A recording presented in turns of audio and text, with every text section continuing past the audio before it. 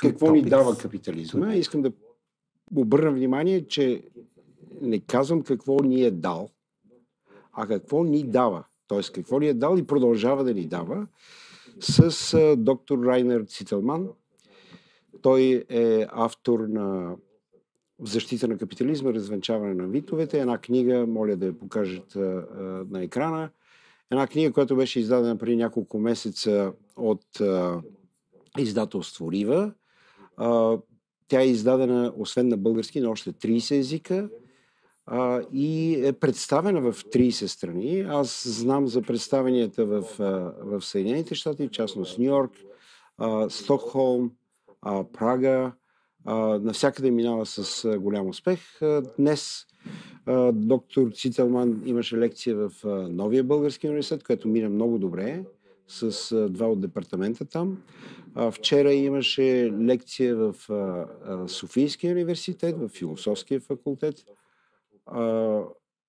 Също мина, според мен, много интересно. Освен това ще има интервюта, които ще излезат по Радио Фокус тази вечер по-късно в Блумберг с Ивайло Лаков. И освен това в портал Култура и в Медиапул също ще има интервюта. Днес сутринта в Твоят ден с Лорин Джова в Нова телевизия също говорихме за тази книга. Днес ще говорим с Райнер Цителман повече за самия замисъл за тази книга. Райнер е вече тук. Добре дошъл, welcome. Willkommen. Welcome. Райнер е германски социолог и историк. Не знам кой от двете. Освен това той е философ, автор на 27 книги. Що се отнася до тази и няколко други книги, а може би всички книги, аз съм прочел само 4 от тях. Това, което прави Райнер, е с лични средства, с дохода от своята работа, да финансира изданието и посещенията в тези страни. И първият въпрос, с който искам да започнем е: какво те кара, това е много рядко, човек със собствени средства да финансира толкова много изследвания и печатни издания? Yes, this is true, especially the polls that I commissioned for the Така е, особено тези социологически проучвания, които поръчвам, те са скъпи.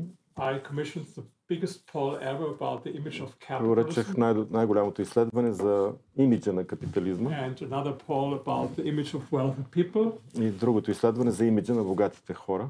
And only these polls cost me 644,000 euros, so it's a lot of money. So само тези двете изследвания, така ли? 644,000 евро. Wow. These two, between them.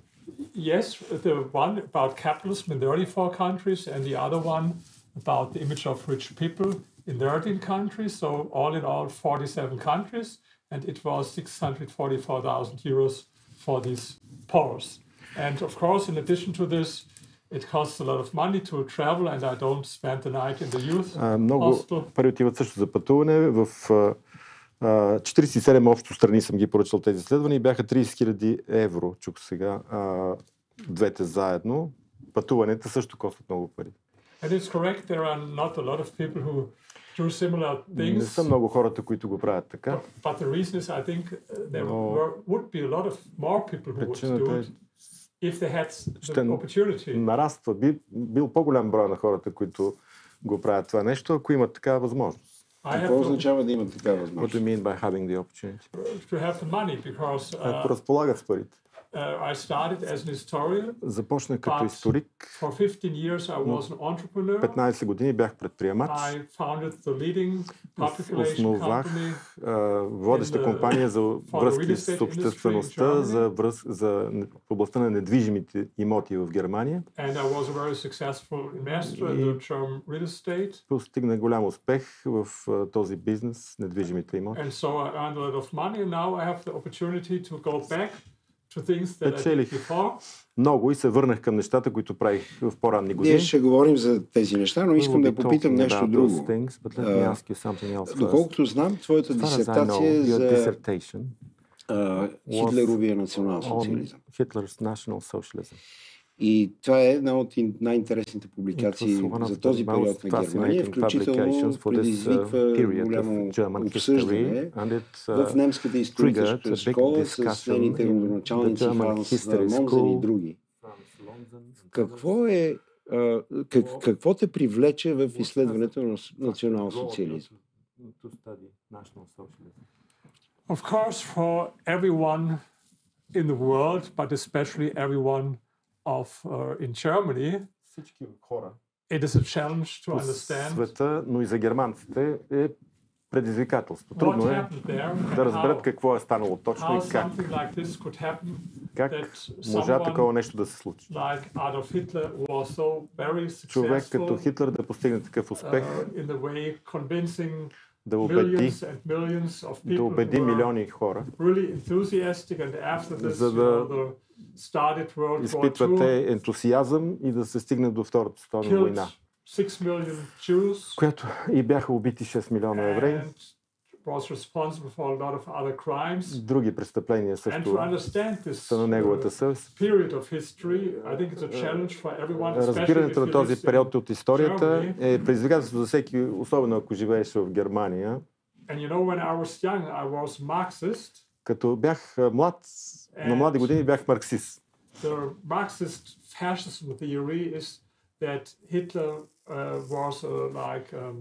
Puppet in the hands of big business. Марксистската теория, Хитлер е оръдие на големия бизнес. And his task was like a rescue for capitalism.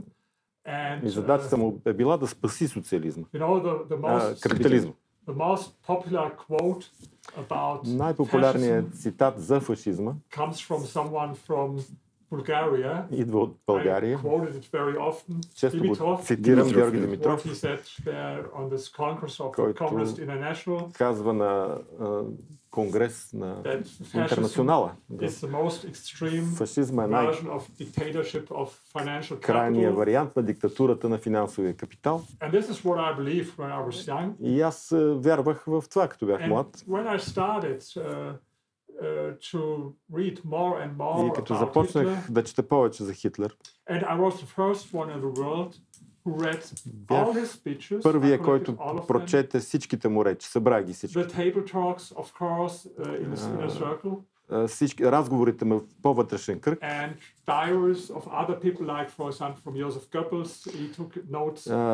дневници, записки на други хора, като Йозеф Гьобелс. Двете книги, които е написал, освен Mein Kampf, още една, и много статии. Събрах целият този материал, четох години. За да реконструирам начина, по който е мислил, неговия светоглед, не само икономическите му разбирания, но и социалните му цели, за да разберат по-добре какви са му идеите,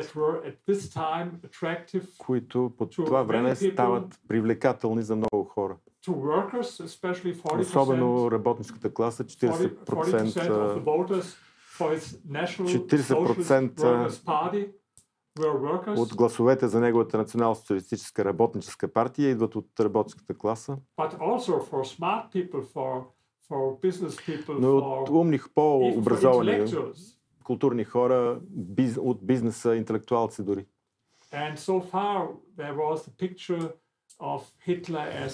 И се очерта, има една популярна картина Хитлер като смахна човек, който крещи разни налудничеви работи. От 2 часа реч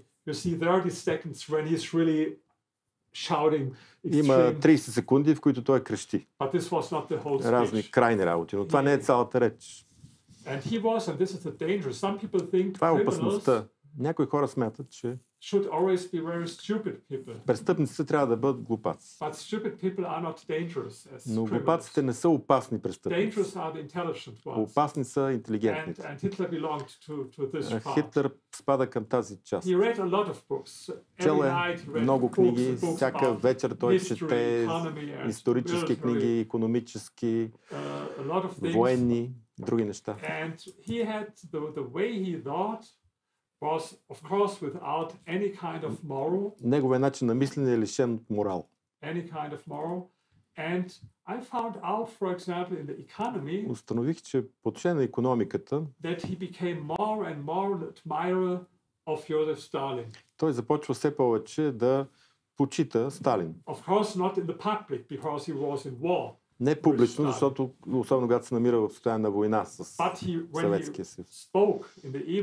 Но когато говори през вечерите на вътрешния кръг, така наречените разговори на маса, той изглежда кипи от адмирация към направеното от Сталин. Така, Сталин е човека с железния юмрук. Той обожава това. Казва, че неговата планова икономика, Сталиновата, превъзхожда капитализма. Искам да направим още да обърнем внимание на две неща. Значи всички знаят, че национал-социализма на Хитлер е национализъм. Има ли разлика между онзи национализъм и този национализъм, който в момента се наблюдава в Германия, например?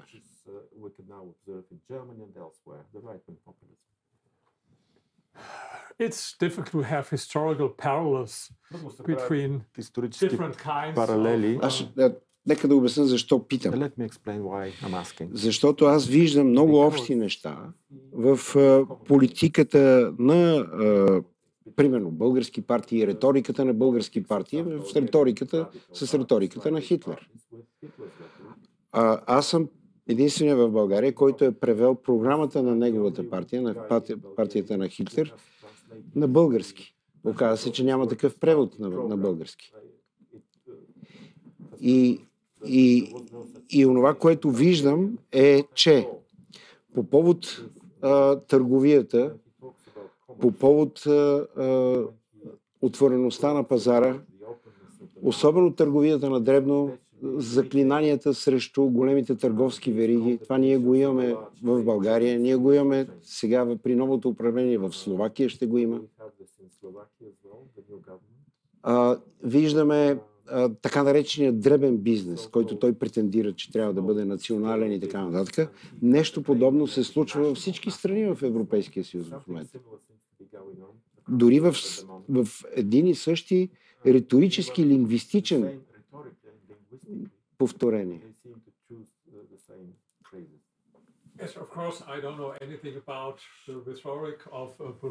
Аз нямам представа от риториката на българските десни партии, крайно десни. Но ако се върнем на Хитлер, национализма и социализма са горе-долу едно и също нещо. Това означава абсолютен приоритет на държавата, приоритет на политиката, надмощена. Едно от нещата, които са много популярни в национал-социализма,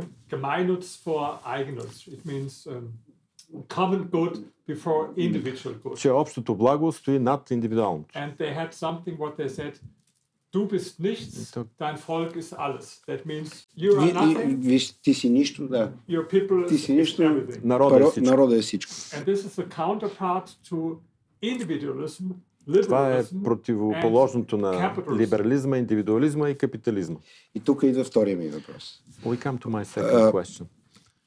Ти каза, че Хитлер е почитател на Сталин. Това се знае, много добре се вижда в Тишгешпрехе, в разговорите на маса.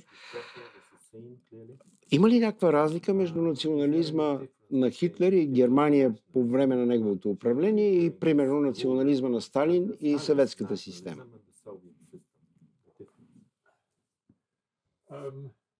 I think for Stalin, nationalism was more За социализма, за Сталин, национализма е средство към някаква цел.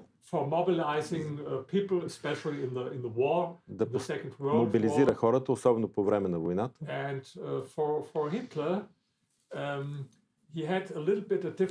За Хитлер, неговата концепция е по-различна. Традиционната комунистическа концепция, разбиране, която се прилага от Ленин, е да се национализира икономиката, за да се премахне частната собственост.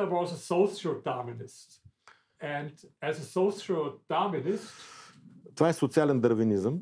И Ленин като социален дарвинист, той вярва в конкуренцията. Ленин? No, Hitler. Hitler was a social Darwinist. Хитлер е социален дарвинист. And so he was skeptical against nationalizing. Той се отнася скептично към национализацията на всичко. His concept was what he said in his speech. I will tell the entrepreneurs you have to do this Той and казва this and that. в своите речи, че трябва да каже на предприемачите, на капиталистите да правят така и така. И те, ако изпълняват, аз съм доволен. Ако отказват, ще ги принудя или сам ще го направя през държавата. Това е неговото разбиране. Тоест, държавната намеса и държавното направление, централното планиране е общото между съветския тип на социализъм и национал-социализма. Така ли? Yes, but as mentioned, the difference was that in the Soviet Union there was no formal private property. В Съветския съюз няма официално държавна собственост, всичко е частна собственост, всичко е одържавено. В Германия нещата, които бяха официално бяха частни. Но икономиката не е пазарна, това не е капитализъм. Защото държавата нарежда на така наречените собственици на средства за производство какво да правят. Добре, Хитлер все повече става привърженик на планираната икономика. На плановата икономика.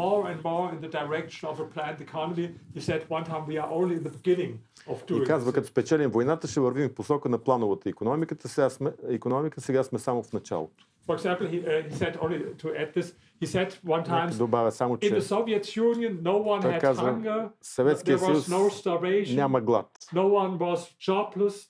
Няма безработица в контраст с капиталистическите системи.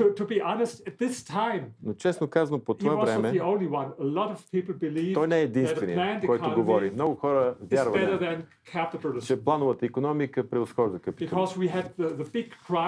Защото тогава е голямата криза в края на 20-те години. Не само в България, нещо подобно има в Унгария, нещо подобно има даже в Чехословакия, в Словакия специално. По-скоро Словакия. Румъния има нещо подобно като настроение. Не, тогава. Добре, това разбиране на, как да кажем, социализма не е ли по някакъв начин нещо, което се повтаря в днешното управление на икономиките на големи страни от Европейския съюз или управлението на икономиките на самия Европейски съюз. Да речеме зелена сделка и разни други, но те са...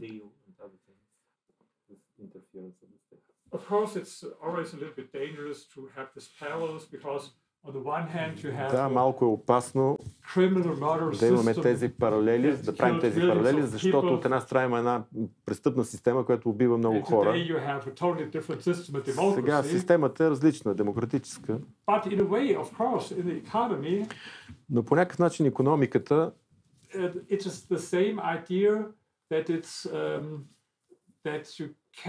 една и съща идея, че не можеш да позволиш на свободния пазар,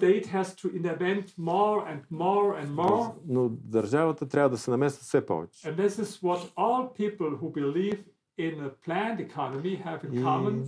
Това е общото между хората, които вярват в плановата икономика.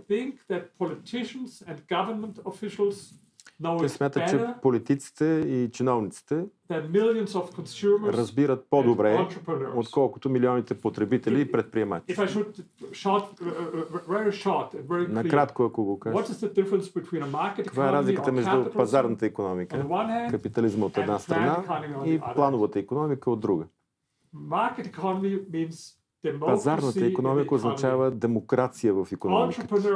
Предприемачите решават какво се произвежда, колко се произвежда. Но в крайна сметка избора е на потребителя.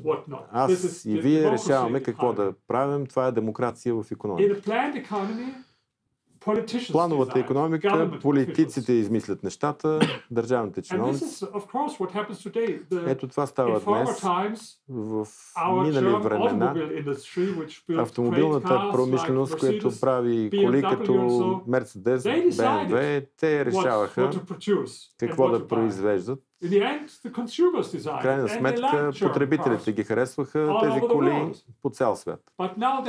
Но сега има шантави политици като Урсула фон дер Лайен. Тя смята, че е по-умна от всички тези предприемачи и тези милиони потребители. И тя трябва да, чиновниците трябва да кажат каква кола да се произвежда, забраняват двигателите за вътрешно горене. От 1935 година нататък. Това е една философия, която че политиците разбират нещата по-добре от потребителите. Ти каза за тези интересни изследвания в 34 страни за отношението към капитализма. И това наистина е уникално. България срещу тези 34 страни. България е някъде по средата. Не е много про-пазарна, про-свобода, про-капитализъм и не е много анти. Защо според тебе такива страни като България, например, но там не е само България, там е Швейцария по средата, с по-позитивно отношение към капитализма и пазарната демокрация, в сравнение, да речем, с Германия и Франция?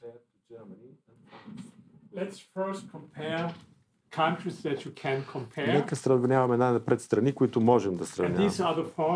Това са бившите комунистически страни.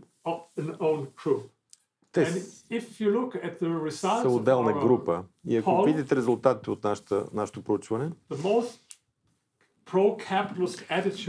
най-прокапиталистически нагласи по цял свят от тези страни се наблюдават в Полша. И това има логика.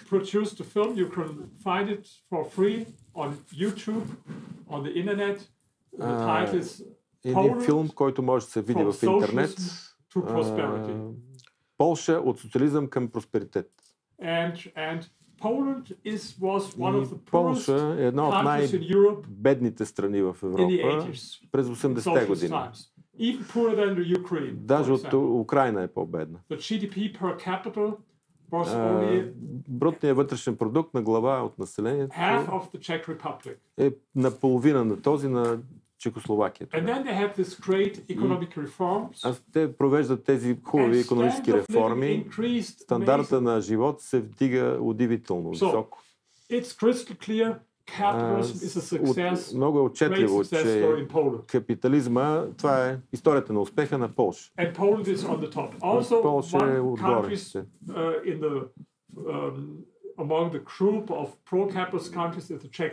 Друга страна в тази група на прокапиталистически страни е Чехия. Също такъв успешен преход.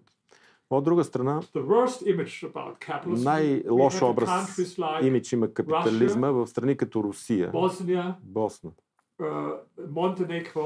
Черна гора и другите от бивша Югославия. А Румъния и България са някъде в средата. По въпроса с имиджа на капитализма. Поправете ме, ако виждате нещата другояче.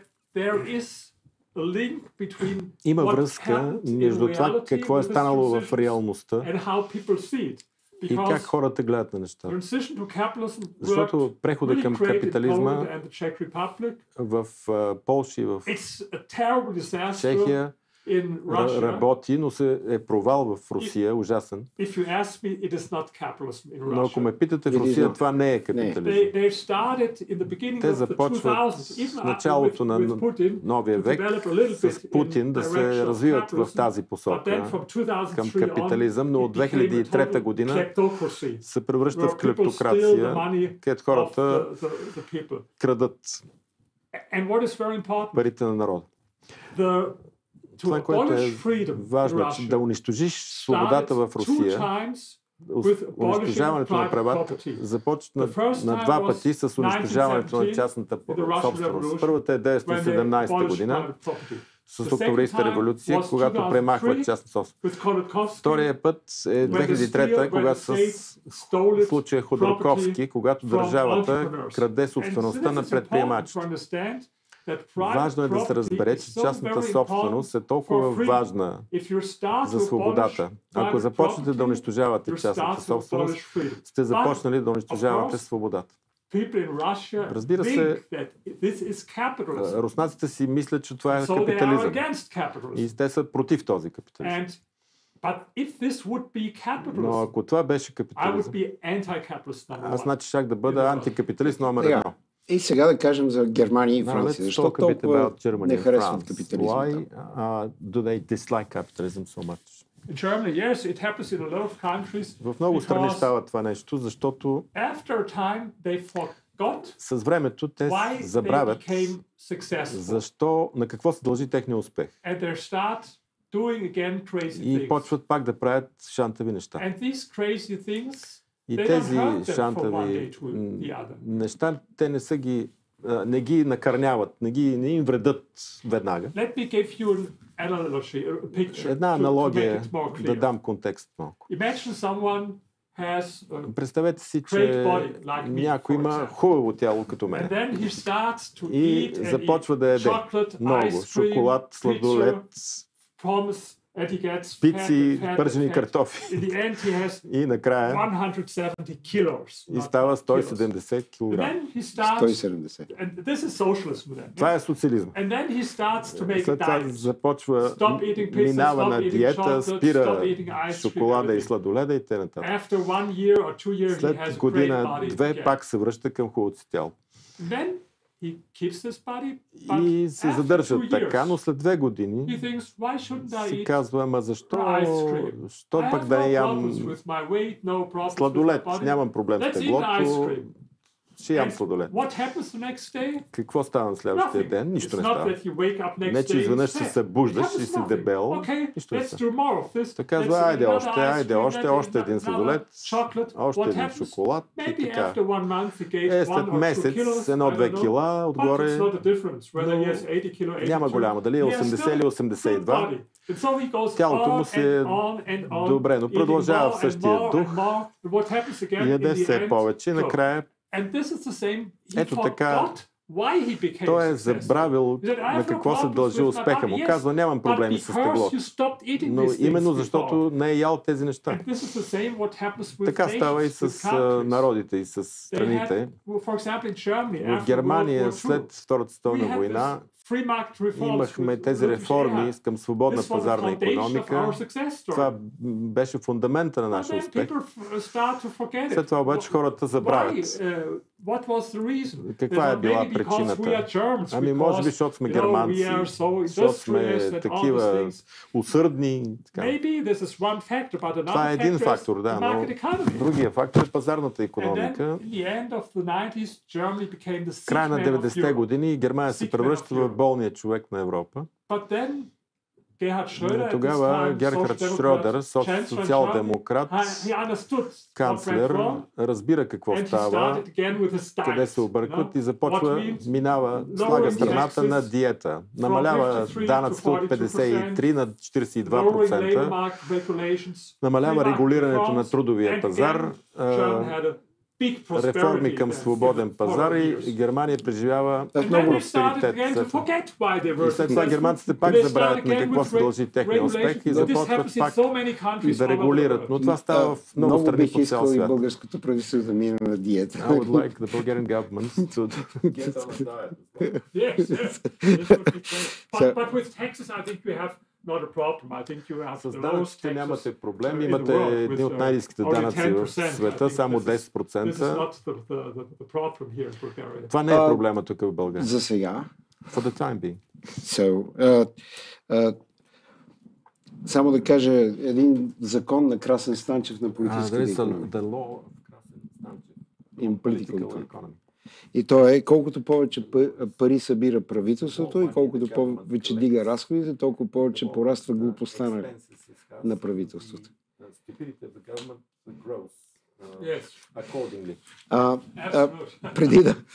Преди да свършим, искам да се върна все пак към първоначалния въпрос. Ако трябва да формулираме много кратко, да речем в 3 кратки изречения, какво е дал и какво дава капитализма на човечеството?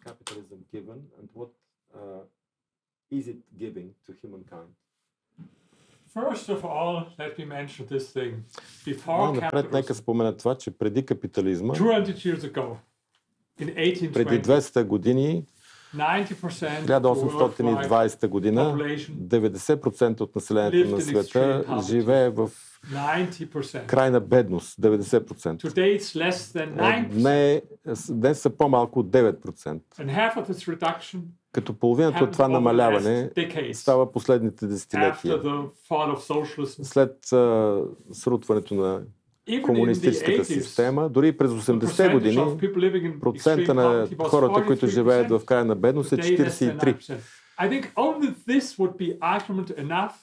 Това е достатъчен аргумент да бъдем настроени прокапиталистически. Но някои хора казват, да, може и да е така. Обаче имаме много проблеми. Климатичните промени, околната среда. В Германия имаме предложение да планираме икономиката, за да решим тези проблеми. Аз съм длъжен да предупредя. Планираната икономика е била провал многократно. Няма нито един пример планираната икономика да е решила някакъв проблем в света. Обратно, тя създава други проблеми, особено за околната среда. Ако се върнем от свободната икономика към плановата икономика, всичките неща и климатичните промени, околната среда няма да се оправят. Напротив, ще се влошат нещата. Виждаме в Германия държавата извежда от експлоатация ядрените централи. Това е луда идея да смяташ, че би трябвало германците да строят повече ядрени централи, а не по-малко.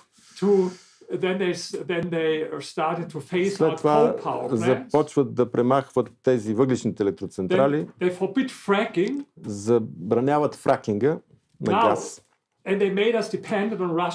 И сега направиха независими от руския газ. А сега се налага да се внася ток, електричество от Източна Европа, от въглищни централи. Да внасят втечнен скъп газ от Съединените щати. Цените на електроенергията са от най-високите в Германия, в света. Големи фирми като BASF, най-голямата химическа компания в света, напускат Германия. Искат да предпочитат да произведат Китай, където има по-малко бюрокрация, по-евтина електроенергията. А какво направиха за околната среда? Не много. Значи изразходиха стотици милиарди Това доказва вашия закон, че колкото повече пари имат, толкова повече глупости прави. Българската държава имаше много пари и направи едни от най-глупавите неща в света. Имаше едно заглавие в Wall Street Journal: най-глупавата енергийна политика в света. Ставаше въпрос за Германия. Сега да ви кажа най-шантовото нещо. Ако им кажете, дори ако решите проблема с въглеродните емисии в Германия, това е 2% от света. Нищо няма да се промени. Те казват, да, така е. Но ние трябва да бъдем пример за целия свят. Всеки ще копира нашето поведение. Това беше проблема в Германия, че ние си смятаме, че имаме рецепта за целия свят. Не знам как да го преведе от немски.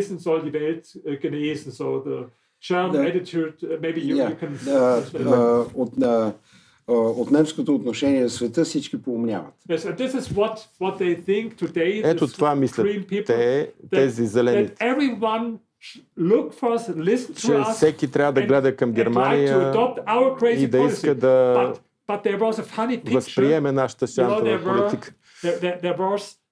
Преди 2 седмици But this is your last point. Това е в ООН, Общо събрание, и Олаф Шолц говори и столовете бяха празни. Хиляди благодарности, Райнер. Отне малко повече време, отколкото бяхме планирали, но моля, покажете още веднъж книгата на екрана. Книгата се намира по книжарниците, може да се поръча и по интернет. Както казах, Медиа по Радио Фокус и Блумберг ще имат представяне на книгата. Предполагам, че ще има такива представения и на страниците на Софийския университет и Новия български университет. Още веднъж благодаря на Райнер за интересния разговор. Thank you to both of you.